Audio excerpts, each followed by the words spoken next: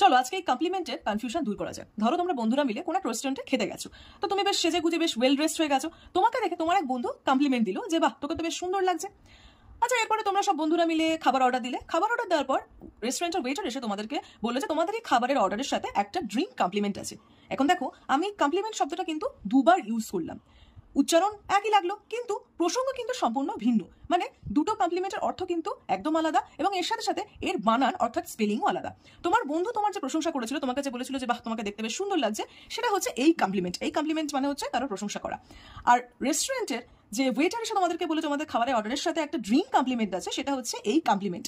এই কমপ্লিমেন্ট হচ্ছে যখন কোনো একটা জিনিস অপর জিনিসের সাথে বেশ ভালো মানায় বা যায় বা বেশ উপযোগী বা কোনোভাবে পূর্ণতা প্রদান করে, সেক্ষেত্রে আমরা এই কমপ্লিমেন্ট ইউজ করে থাকি। যখন কোনো জিনিসকে পূর্ণতা প্রদান করছে, কমপ্লিট সামথিং, বা কোনো জিনিসের সাথে ভালো মানাচ্ছে, গোজ ওয়েল উইথ, সেক্ষেত্রে আমরা কমপ্লিমেন্ট উইথ ই এটা ইউজ করে থাকি। উদাহরণস্বরূপ আমরা দেখবো wine complements cheese, this tie complements your suit. মানে তুমি ধরো কোনো স্যুট পরেছো এবং তার সাথে একটা টাই পরেছো এবং এই টাইটা খুব ভালো মানাচ্ছে তোমার এই স্যুটের সাথে, একদম যেন একটা কমপ্লিটনেস প্রোভাইড করছে এই টাইটা তোমার স্যুটকে, সেক্ষেত্রে তুমি বলবে this tie complements your sweet.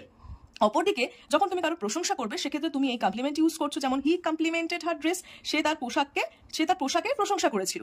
She gave me a compliment, সে আমার প্রশংসা করেছিল। কারণ প্রশংসা করার ক্ষেত্রে আমরা এই কমপ্লিমেন্ট ইউজ করছি। এখন কনফিউশনটা হলো যে কোনটাতে ই আর কোনটাতে আই ইউজ হচ্ছে, সেটা আমরা কিভাবে মনে রাখবো। তার জন্য একটা ইজি মেমোরি ট্রিক আছে, যেটা কিনা খুব সহজেই তোমরা এটার মাধ্যমে তোমরা খুব সহজে এটা মনে রাখতে পারো। দেখো, এই কমপ্লিমেন্টের ক্ষেত্রে কি হচ্ছে না, ইট কমপ্লিট সামথিং, কোনো কিছুকে পূর্ণতা বা সম্পূর্ণতা প্রদানের ক্ষেত্রে আমরা এই কমপ্লিমেন্টটা ইউজ করে থাকি। যেমন কমপ্লিট শব্দটার মধ্যে সমস্ত ই উপস্থিত আছে, তেমন ভাবে কমপ্লিমেন্ট শব্দটার মধ্যে কিন্তু শুধুমাত্র ই উপস্থিত আছে। অর্থাৎ পূর্ণতা প্রদানের ক্ষেত্রে আমরা যে কমপ্লিমেন্ট শব্দটি প্রয়োগ করছি, সেখানে কিন্তু সব ই উপস্থিত আছে। অপরদিকে কমপ্লিমেন্ট অর্থাৎ প্রশংসার ক্ষেত্রে আমরা যে কমপ্লিমেন্টের প্রয়োগ করে থাকছি, সেটা আমরা এভাবে মনে রাখতে পারি যে কারোর থেকে আমরা ইমপ্রেস হলে তবেই তো আমরা তার প্রশংসা করে থাকি, আর ইমপ্রেস আই দিয়ে শুরু হচ্ছে। তাহলে এক্ষেত্রে আমরা মনে রাখতে পারি যে প্রশংসার ক্ষেত্রে আমরা যে কমপ্লিমেন্টটা ইউজ করছি, সেক্ষেত্রে আই সেই কমপ্লিমেন্টের স্পেলিং এ উপস্থিত আছে।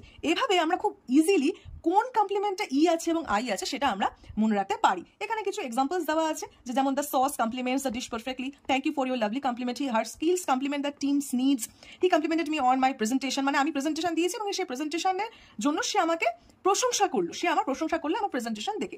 This colours complement each other beautifully, এই কালারগুলো একে অপরকে যেন পূর্ণতা প্রদান করছে, অর্থাৎ এই কালারগুলো একটা অপরের সাথে বেশ ভালো মানাচ্ছে। তো এইভাবে কিন্তু আমরা কমপ্লিমেন্টের ইউজ করে থাকি। মনে রাখতে হবে এই দুটোই কিন্তু নাউন এবং ভার্ব হিসেবে বাক্যে ব্যবহৃত হয়ে থাকে।